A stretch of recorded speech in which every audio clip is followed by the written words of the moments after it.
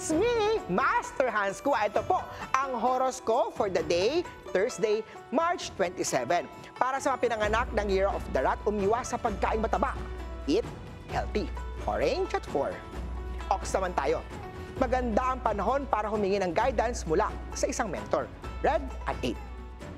Tiger naman na huwag mamangka sa dalawang ilog. Piliin ang tamang landas at maging tapat sa nararamdaman. Pink at 6. Rabbit naman tayo, mag-invest sa isang bagay na makakatulong sa pag-unlad sa buhay. Blue at 9. Kay Dragon naman tayo, maglakad-lakad tuwing umaga para sa mas malakas na katawan.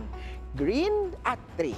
Kay Snake naman tayo, ang matalinong paggamit ng pera ay magbibigay ng positive na resulta. Yellow at 5.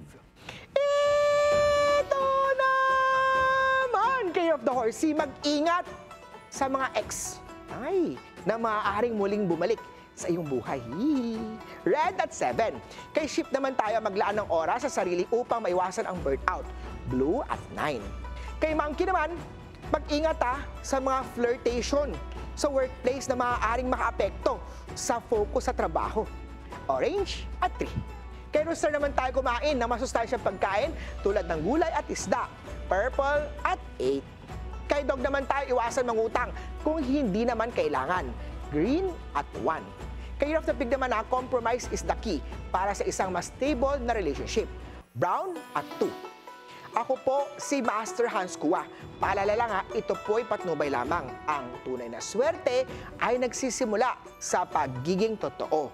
Abangan ang horoscope of the day dito lang po sa It's a Big